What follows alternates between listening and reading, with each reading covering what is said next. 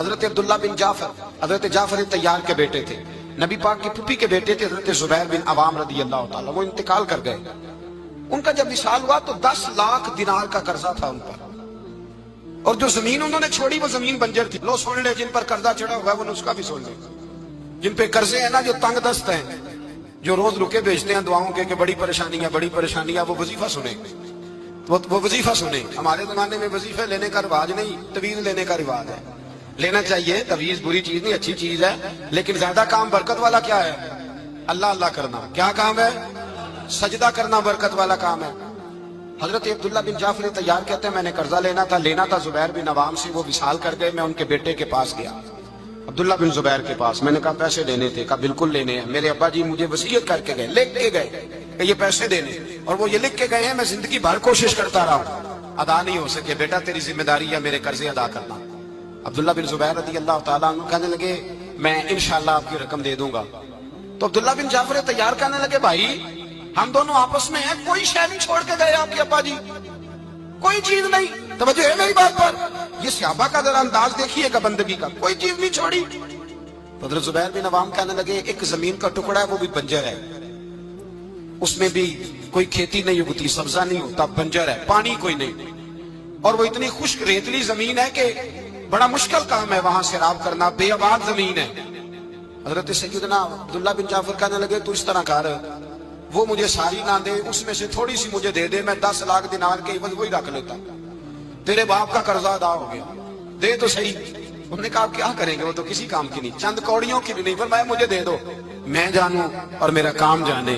او بھائی یہ تھے بندگی والے لوگ، یہ تھے جن کا رب سے رشتہ ہے، جنہوں نے حضور کے صلی اللہ علیہ وسلم کے پاس بیٹھ کر بندگی سیکھی تھی۔ کہتے زمین کا ٹکڑا لے لیا، بنجر بے آباد ریتلی زمین، جب میرے حصے میں آئی پہلے دن اپنے غلام سے کہنے لگے جو جگہ تجھے زیادہ سخت لگتی ہے نا وہاں میرا مصلی بچھا دے، جو تجھے زیادہ بنجر بے آباد لگتی ہے وہاں مصلی بچھا۔ غلام نے مصلی بچھایا تو عبداللہ بن جعفر نے اللہ اکبر کہہ کے نیت باندھی۔ یہ حضرت جعفر تیار کے بیٹے حضرت علی کے بھتیجے، انہوں نے نیت باندھی، نماز کی، سر سجدے میں رکھا، رونے لگے، کہنے لگے اللہ میں بھی تیرا بندہ اور جس سے لینے تھے وہ بھی تیرا بندہ، خدا بندہ ہمارے درمیان مہربانی فرما، کرم نوازی کر، رحمت کا فیصلہ فرما۔ اتنا روئے کہ مصلی بھیگ گیا۔ کہتے اتنا تڑپ رہے تھے کہ صحابہ اکٹھے ہو گئے ان کے گرد، مصلی بھیگ گیا۔ جب بھیگا ہوا مصلی نماز مکمل کر کے اٹھایا نا، کہتے مصلی اٹھایا تو نیچے سے اللہ نے پانی کا چشمہ جاری فرما دیا، اللہ نے پانی کا چشمہ جاری کر دیا۔ فرمایا بناؤ حوض، کرو کھیتیاں سیراب۔ فرماتے ہیں جہاں ایک درخت نہیں اگتا تھا اللہ نے پورا باغ اگا دیا، جہاں ایک پھل نہیں ہوتا تھا وہاں عالی شان پھل لگ گئے، قرضے بھی ادا ہوئے۔ حضرت زبیر بن عوام کے بچوں کے پاس مال دولت بھی بچ گیا۔ لوگ جب کہتے ہیں یہ ساری کس چیز کی برکت ہے، اور فرماتے ہیں یہ ساری سجدوں کی برکت ہے، یہ رب کی بندگی کی برکت ہے، یہ اس کی بارگاہ میں نماز پڑھنے کی۔ مسلمان توجہ نہیں کرتا، توجہ نہیں۔ جاگ رہے ہیں آپ حضرات؟ یہاں کوئی حکومت اعلان کرے نا کہ ہم نماز کے بعد 500 روپیہ، کتنا جی؟ میرے خیال کسی بھی نہیں ہونا مسجد۔ اور خدا کے بندو بات سمجھو، رب فرماتا ہے تو مسجد آدھا میں تجھے برکت عطا کروں گا، میں تجھے برکت دوں گا۔ میں ایک صحابی کہتے ہیں مجھے اکثر یہ حضور کا فرمان سنتا تو میرے دل میں خیال آتا آخر اللہ کس طرح برکت دیتا ہے اللہ آخر۔ ایک صحابی کہتے ہیں نبی پاک صلی اللہ تعالیٰ علیہ وسلم نے فرمایا عبادت کرو اللہ برکت دے گا۔ میرے دل کے اندر خیال آیا کس طرح، آخر اللہ کس طرح سے نوازتا ہے، اعلان کیا ہے؟ کہتے میں یہ بات سوچ کے نا تو مجھے قضائے حاجت کی حاجت ہوئی، پخانہ پیشاب کے لیے میں نکلا تو ایک جگہ دور جا کے میں بیٹھا کھیتوں میں، دور جا کے کہتے میں پیشاب کر رہا تھا تو ایک چوہا اپنے بل سے نکلا اور ایک ہیرا میرے پاس رکھ گیا، میں پیشاب کر رہا ہوں، کہتے پھر گیا اندر تو ایک ہیرا اور رکھ گیا، پھر گیا تو پھر رکھ گیا، پھر گیا تو پھر رکھ گیا، کہتے 15 ہیرے چھوڑ گیا۔ اب میں فارغ ہوا، وہ ہیرے اٹھائے گھر نہیں لے کے گیا، مسجد نبوی میں گیا کہ حضور سے پوچھوں میرے لیے جائز بھی ہے کہ نہیں، بلوں سے نکل رہے ہیں، بلوں سے پیسے نکل رہے ہیں، ہمارے سارے بلوں میں ہی چلے جاتے ہیں، بلوں سے پیسے آ رہے ہیں صحابہ کو، برکت دیکھیں عبادت، بلوں سے پیسے آ رہے ہیں، بل سے۔ فرماتے ہیں میں وہ ہیرے اٹھائے تو در رسول پہ، جب میں نے پہلا قدم رکھا نا مسجد نبوی میں تو مجھے بتانا نہیں پڑا، میرے مصطفیٰ نے میرا چہرہ دیکھا اور مسکرا کے فرمایا پتہ چلا ہے اللہ کس طرح نوازتا ہے؟ خبر ہوئی ہے اللہ کس طرح نوازتا ہے؟ فرمایا رب کی بارگاہ میں جھکے رہو، وہ تمہیں وہاں سے دے گا تمہارا گمان بھی نہیں گیا ہوگا۔ اس کے حضور تو آؤ، اس کی جانب تو توجہ کرو۔ بندگی کی اپنی ایک لذت ہے، سجدے کا اپنا ایک ذائقہ ہے۔ اگر آپ نبی کریم سید عالم صلی اللہ تعالی علیہ وسلم کی عبادات کو ملاحظہ کریں نا تو سرکار کی زندگی میں کثرت ہے عبادت کی۔ اعلان نبوت سے پہلے کتنے کتنے مہینے حضور غار حرا میں عبادت کرتے، تنے تنہا۔ حرم کعبہ قریب تھا لیکن وہاں رش ہوتا تھا، لوگ ہوتے تھے۔ فرمایا میں اکیلے میں اپنے رب کو منانا چاہتا ہوں۔ کتنے کتنے ایام حضور غار حرا میں عبادت کرتے۔ پھر صحابہ کرام علیہم رضوان فرماتے ہیں کہ مدینہ منورہ میں حضور کا یہ رنگ ہوتا، اتنے لمبے سجدے کرتے کہ لگتا روح مبارک کی پرواز کرتے، اتنے لمبے سجدے کرتے۔ حضرت سیدنا معاذ بن جبل رضی اللہ تعالیٰ عنہ فرماتے ہیں 3 دن ہو گئے حضور چلے گئے، مدینے میں نظر ہی نہیں آ رہے۔ صحابہ پریشان، ابو بکر صدیق، عمر فاروق، عثمان غنی، مولا علی ڈھونڈتے پھرتے، حضور سید عالم صلی اللہ علیہ وسلم کا پتہ نہیں۔ فرماتے ہیں جناب صدیق ایک بار گھومتے گھومتے جبل سلا کی پہاڑی کے قریب گئے، ایک چرواہا بکریاں چلا رہا تھا، اس سے پوچھا تم نے میرے محبوب کو تو نہیں دیکھا؟ تو کہنے لگا مجھے نہیں پتا تمہارے محبوب کون ہے۔ ایک آدمی آج 3 دنوں سے غار میں رو رہا ہے، اتنی شدت کے ساتھ روتا ہے کہ میری بکریاں جا کے غار کے سامنے بیٹھ جاتی اور بکریاں بھی روتی ہیں، میں بڑا کھینچتا ہوں پر لوٹتی نہیں، رات کو گھر لے کے جاتا ہوں تو جاتی نہیں، سویرے باڑے سے نکالتا ہوں تو دوڑی ہوئی آتی ہے، پھوٹ پھوٹ کے روتی ہیں، لیکن حال یہ ہے کہ دودھ پہلے سے بھی زیادہ دیتی ہے۔ حضرت ابو بکر صدیق کہنے لگے یہی تو میرے رسول پاک علیہ الصلوۃ والسلام کے نبی ہونے کی علامت ہے۔ اس صحابہ کو بلایا، 3 دن سے حضور سجدے میں، کتنے دنوں سے؟ یہاں سجدہ لمبا ہو جائے تو امام کے پیچھے لوگ بھاگنے لگتے ہیں کہ صاحب آپ تو فارغ ہیں، مجھے تو ڈیوٹی پہ بھی جانا تھا۔ 3 دن سے حضور سجدے میں، اتنا طویل سجدہ، اتنا طویل۔ صحابہ کہتے ہیں قدموں میں جا کے لگے، محبوبہ بس کریں آ جائیں۔ حضور نے فرمایا رب نے سورہ ہود نازل کر دی ہے، سخت حکم آ گئے۔ وہ کہتا ہے میں تیری امت سے حساب پوچھوں گا، میں اپنے رب کو منا رہا ہوں، بکر جاؤ مجھے منا لینے دو۔ حضور نے ہمیں بتلایا ہے کہ رب کو سجدہ کریں تو رب مانتا ہے، اس کو منانے کا طریقہ سجدہ کرنا ہے، جھکنا ہے، عبادت کرنا ہے۔ کہا وہ مانے گا تو میں آؤں گا، تڑپ گئے صحابہ۔ اور ایک روایت ایسی بھی ہے کہ جب بات نہ بنی تو حضرت فاطمہ سے عرض کیا۔ حضرت فاطمہ شام کا سناٹا چھایا، اپنے آپ کو کپڑوں میں لپیٹا، دائیں بائیں شہزادوں کے لیا تو حضور کی بارگاہ میں گئی، کہنے لگی محبوبہ بس کریں گھر آ جائے، مدینہ سونا ہو گیا ہے، مسجد نبی کی دیواریں بھی روتی ہیں، یا رسول اللہ ستون مجھ سے آپ کا پوچھتے ہیں گھر آئے۔ نبی پاک نے فرمایا فاطمہ تو بھی دعا کر، میں بھی دعا کرتا۔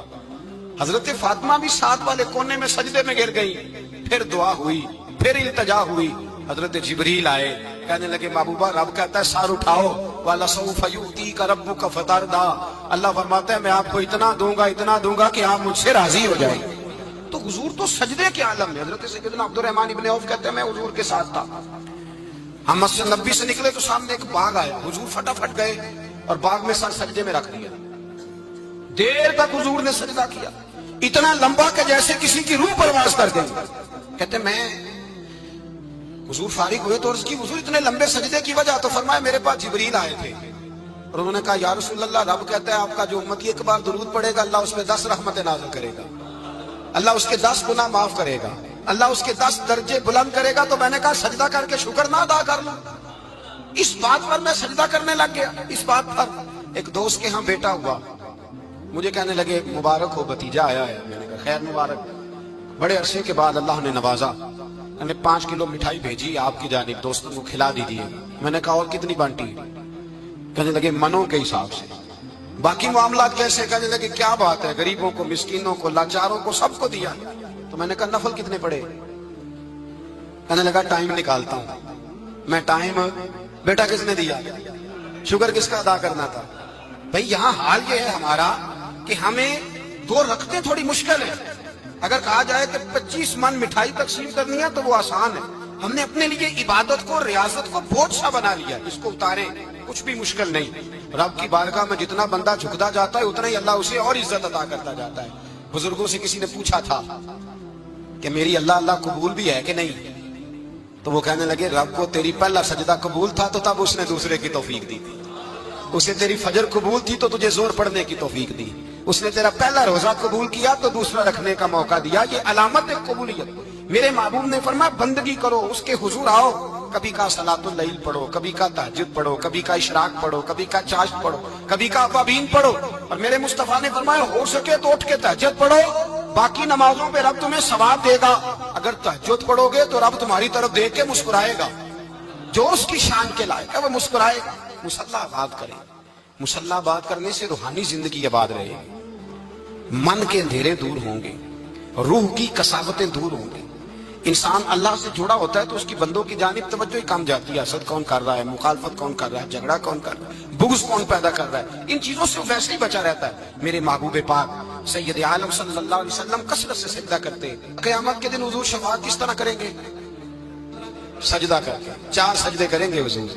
بخاری مسلم میں موجود ہے، صحابہ کرام فرماتے ہیں حضور نے فرمایا جب امتیں پریشان ہو کے نبیوں کے پاس جائیں گے تو پھر میرے پاس آئیں گی، جب میرے پاس آئیں گی تو میں سجدہ کروں گا اور خدا سے کہوں گا یا اللہ ان کا حساب تو شروع کر۔ فرمایا میرے ایک سجدے سے اللہ حساب شروع کرے گا، پھر میرے غلام رہ جائیں گے جنہوں نے بہانے بنائے ہوں گے، نماز پڑھی ہوگی، یہ بہانہ ہے خدا کی رحمت حاصل کرنے کا، جن کے پاس تو کچھ ہوگا وہ تو اس بہانے کے سبب چلے گئے، گناہ گار رہ گئے، تڑپ کے کہیں گے محبوبہ ہم کیا کریں؟ تو حضور فرماتے ہیں میں لمبا سجدہ کروں گا۔ فرماتے ہیں میں لمبا سجدہ جب کروں گا تو رب لمبے سجدے کے بعد فرمائے گا محبوب سار اٹھائیے، آپ مانگیے میں عطا کرتا ہوں، آپ سوال کیجئے میں دیتا ہوں، آپ سفارش کیجئے میں قبول کرتا ہوں۔ تو میں اللہ میرے گناہ گاروں کو بخش دے۔ رب کہے گا جس کے دل میں رائی کے دانے کے برابر ایمان ہے اسے لے جائیے، لے جائیے، لے جائیے اسے۔ ایک حدیث میں ہے جس کے دل میں جو کے دانے کے برابر ایمان ہے لے جائیے۔ حضور فرماتے ہیں ان کو جنت میں بھیج کے میں پھر سجدے میں گر جاؤں گا۔ لمبا سجدہ، تیسرا سجدہ، اے اللہ مہربانی کا رحمت فرما۔ اللہ کہے گا محبوب سار اٹھاؤ، جو مانگو گے میں دوں گا، یا اللہ اور فضل کر۔ جس کے دل میں رائی کے دانے سے بھی کم ایمان ہے محبوب اسے بھی جنت میں لے جاؤ۔ حضور فرماتے ہیں میں اور سجدہ کروں گا، پھر جس کے دل میں اس سے بھی کم ایمان ہوگا اسے بھی لے جاؤں گا۔ صبح قیامت میرے مصطفیٰ کریم علیہ السلام امت بھی سجدہ کر کے بخشوائیں گے۔ جب حضور سجدے کر رہے ہیں تو امت کیوں نہیں کر رہی؟ حضور سجدے کر کے بخشوائیں گے، امت سجدہ ہی نہیں کر رہی، توجہ ہی نہیں کر رہی۔ میرے بھائی سجدے کی اتنی کیفیت ہے، عبادت کی اتنی لذت ہے کہ حضرت عائشہ فرماتی ہیں تیز آندھی آتی تو حضور نماز پڑھنے لگے، تیز آندھی آتی تو نماز پڑھتے، بارش نہ ہوتی تو نماز پڑھتے، بارشیں زیادہ ہوتی تو نماز پڑھتے، سورج گرہن ہوتا تو حضور نماز پڑھتے، چاند گرہن ہوتا تو نبی پاک، بلکہ حضرت عائشہ کہتی ہیں گرہن لگا چاند کو تو حضور نے فٹافٹ سر سجدے میں رکھ دیا، اور نماز کے بعد حضور رونے لگے، کہنے لگے اے اللہ تو نے کہا نہیں تھا کہ میں تیری موجودگی میں انہیں عذاب نہیں دوں گا؟ اللہ درگزر کر اپنے بندوں سے، رحمت فرما، کرم نوازی فرما۔ فرمایا ہر موقع پر حضور نماز پڑھتے۔ سید عائشہ صدیقہ فرماتی ہیں کبھی کبھی میرے بسترے نور میں حضور ہوتے، فرماتے ابو بکر کی بیٹی تو اجازت دے تو رب کو راضی نہ کر لوں؟ میں کہتی میری کیا جرت ہے؟ تو حضور نماز کی نیت باندھتے۔ بخاری مسلم میں لفظ ہیں، حضرت عائشہ کہتی ہیں حضور اتنی لمبی نماز پڑھتے کہ قدموں میں ورم آ جاتا، اتنی لمبی بندگی فرماتے کہ قدم مبارک سوج جاتے، ورم آتا۔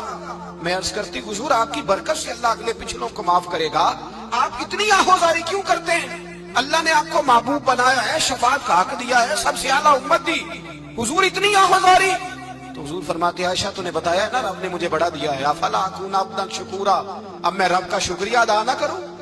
میں لمبی نمازیں پڑھ کے اس کا شکریہ ادا کرتا ہوں، اس کی بارگاہ میں حاضر ہوتا ہوں۔ میرے بھائی نماز نہیں تو انسان کاہے کا، سجدہ نہیں تو اس نے زندگی کہاں بتا دی؟ اگر اللہ کی بارگاہ میں ایک صحابی نے سر سجدے میں رکھا تو ماتھے پہ مٹی لگ گئی، وہ جھاڑنے لگے، میرے قریب نے فرمایا نہ جھاڑ، جب تک سجدے کی مٹی پیشانی پہ رہتی ہے اللہ کے فرشتے درود پڑھتے رہتے ہیں، اس سے رہنے دو، یہ تو لذت ہے۔ عزت والا وہ ہے جو مالک کی بارگاہ میں۔ حضرت صلہ بن اشیم کے بارے میں صحابہ کہتے ہیں بڑے عبادت گزار تھے، نیک تھے۔ حضرت انس بن مالک کہتے ہیں ہم نوجوانوں کا دل کیا کہ ذرا اس صحابی کی عبادت کا تو پتہ کریں، کس طرح کی ہے عبادت کا تو پتہ کریں۔ فرماتے ہیں جنگ کا موقع تھا، رات کے وقت جب دنیا سو گئی نا تو وہ بھی لیٹ گئے، جب دیکھا سب لوگ سو گئے تو چپکے سے اٹھے تو جنگل میں چلے گئے، جنگل میں جا کے نماز کی نیت باندھ لی۔ کہا صلہ بن اشیم صحابی ہیں، وہاں نماز پڑھنے لگے، کہتے ہیں میں بھی پیچھے پیچھے ہو گیا کہ پتہ تو کروں کس طرح پڑھتے ہیں۔ تھوڑی دیر گزری تو شیر آ گیا، شیر نے آ کے تھاڑا، للکارا۔ فرماتے ہیں میں ڈر کے درخت پہ چڑھ گیا۔ حضرت صلہ بن اشیم نے نماز کا سلام پھیرا، اطمینان کے ساتھ شیر سے کہنے لگے اور جا چلا جا کہیں اور رزق تلاش کر، میں تو اپنے رب کی عبادت کر رہا ہوں، میں تو اس کی بارگاہ میں جھکا ہوا ہوں، مجھ پر تیرا قبضہ نہیں ہو سکتا۔ جب جنگلی درندوں کا قبضہ نہیں ہو سکتا تو کسی اور درندے کا عبادت گزار پہ قبضہ ہو سکتا ہے؟ حضرت انس بن مالک فرماتے ہیں مجھے سمجھ آ گئی، جو درندوں سے بچنا چاہے، ظالموں، جابروں، فاسقوں سے بچنا چاہے، وہ اپنے آپ کو رب کی بارگاہ میں جھکائے، وہ اس کے حضور حاضری دے جو بچنا چاہے۔ میرے بھائی، رمضان المبارک آیا، مسجدیں بھری، 2-3 دن 4 دن نئی صفیں خریدی لوگوں نے، پھر 2-4 روزے گزرے، پھر چند دن گزرے، پھر وہی معمول کے نمازی۔ ایک بات بتاؤ، گکھڑ میں نا 4-5-6 قبرستان ہیں، ان قبرستانوں کی تختیوں کو کبھی پڑھیں جا کے، ایسے لوگ آپ کو ملیں گے جن کی وجہ سے حکومتیں چلتی تھی، وہ سو گئے تو پیچھے کام بند ہو گیا۔ کیا ہوا؟ کام چل رہا ہے کہ ختم ہو گیا؟ بیٹا جس کا گزارا نہیں نہ ہوتا باپ کے پاس، وہ کہتا میں جی نہیں سکوں گا، وہ بھی جیتا ہے اور کھل کے جیتا ہے۔ بی بی کہتی ہے میرے تو سر سے تاج اٹھ گیا، زندگی کیسے گزرے گی؟ کچھ بھی نہیں ہوتا، سب ہوتا۔ 20-20 سال عورتیں بیوہ کی زندگی گزار کے چلی جاتی ہیں۔ یہ جو ہم نے اپنے اوپر بہت زیادہ بوجھ رکھا ہوا ہے نا، جھوٹ بولتے ہیں بہت سارے لوگ، مجھے وقت نہیں ملتا نماز کا، یہ بہت بڑی جرت ہے، بہت بڑی۔ مجھے میرا کوئی دوست کہے نا میرے پاس ٹائم نہیں آپ کے پاس آنے کا، تو ہو سکتا ہے میں بگڑ جاؤں، تو کیسا یار ہے، ملنے کا ٹائم نہیں تیرے پاس؟ وہ میرے بھائی تو اللہ سے ہی کہہ رہا ہے کہ میرے پاس ٹائم نہیں تیرے پاس آنے کا، اور رب سے ہی کہہ دیا تو نے، اللہ سے ہی کہہ دیا ہے۔ نماز اتنا ضروری کام کہ حضور کا وصال کا وقت آیا، عین اس وقت بھی حضور نے فرمایا میری 2 باتیں یاد رکھنا۔ حضور کیا فرمایا کہ غلاموں سے اچھا سلوک کرنا، دوسرا اپنی نماز کی حفاظت کرنا، اسے چھوڑنا نہ۔ اور صحابہ کہتے ہیں جب حضور کو بڑی نکاہت ہو گئی، بظاہر قدم نہیں اٹھایا جاتا، اس وقت بھی فرمایا مجھے 2 بندے اٹھا کے لے جاؤ، میں مسجد جا کے نماز پڑھنا چاہتا ہوں۔ نماز اتنا بڑا کام کہ حضور نے فرمایا جو کھڑے ہو کے نہ پڑھ سکے بیٹھ کے پڑھے، بیٹھ کے نہ پڑھ سکے لیٹ کے پڑھے، لیٹ کے نہ پڑھ سکے اشارے سے پڑھے۔ چھٹی کسی کو دی، ہم نے خود ہی چھٹی کر لی، خود ہی۔ اور یہ یاد رکھیں، پکی بات ہے، قبر میں نہ بیٹا آئے گا نہ بیٹی آئے گی۔ میں بچوں کے لیے کر رہا ہوں، جھوٹ ہے سارا، رجسٹریاں ساری اپنے نام رکھی ہوئی ہیں، بینک بیلنس اپنے نام، بچے تو منتیں کرتے ہیں کہ چلو تھوڑے ہی دو میں کاروبار کر دوں، کوئی نہیں، قریب بھی نہیں آنے دیتے، جھوٹ بولتے ہیں بچوں کے نام پہ۔ ہر شے پکی کی ہوئی اپنے نام، اپنی مرضی سے خرچ کرتے ہیں، اپنی مرضی کو دیتے ہیں جس کو دینا ہوتا ہے، بلکہ بہت سارے تو ناانصافی بھی کرتے ہیں۔ او بھائی سمجھ لیں اس بات کو، پرکھیں، اپنے لیے کچھ کر کے جائیں۔ اگر خدا سے بندگی کا رشتہ ہو، مولا علی شیر خدا پتہ کیا فرمایا کرتے تھے؟ حضرت علی فرمایا کرتے تھے میں نے تو دعا کی ہے خدا بندہ جنت میں بھی نماز کی توفیق دینا۔ اگر نماز نہ ہوئی تو جنت میں دل کیسے لگے گا؟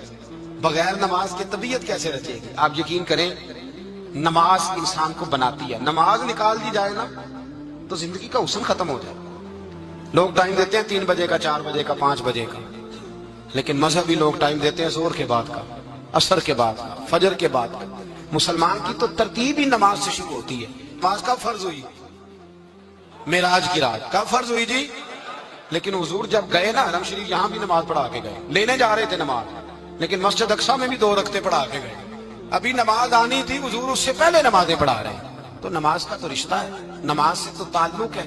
نماز حضرت سعید بن مسیب رضی اللہ تعالیٰ عنہ فرماتے یزید کی فوجوں نے جب مدینے پہ حملہ کیا تو انہوں نے گھوڑے باندھ دیے مسجد نبوی میں، 3 دن تک نماز نہ ہونے دی معاذ اللہ۔ فرماتے میں دیوانہ بن کے حضور کی قبر کے پاس بیٹھ گیا، میں دیوانہ بن گیا کہ وہ مجھے پاگل اور دیوانہ سمجھ کے چھوڑ دے۔ فرماتے ہیں قسم اللہ کی عزت کی، جب نماز کا وقت آتا تھا حضور کی قبر سے اذان کی آواز آتی، قبر انور سے جماعت کرانے کی آواز آتی تھی، قبر کے اندر سے۔ گویا میرے مصطفیٰ، شاید اسی لیے حضور نے 2 غلاموں کو ساتھ رکھا ہے، اذان بھی ہوتی رہے جماعت بھی ہوتی رہے۔ حضور تو اندر بھی جماعتیں کرا رہے ہو بھائی، وہاں بھی جماعتیں ہو رہی ہیں، اور تو یہاں نماز نہیں پڑھ رہا اور بہانہ بنا کے کھڑا ہے بہانہ بنا کے۔ نہ ایسا کر، وہ بھی جتنا وقت ملے مسجد میں جا کے گزارے، قرآن شریف کے ساتھ گزارے، ذکر کے ساتھ گزارے، عبادت کے ساتھ گزارے، اپنے آپ کو زیادہ سے زیادہ عبادت میں مصروف کرے۔ یہ اللہ کے ساتھ رشتہ ہے، عبادت نہیں تو بندگی کاہے کی۔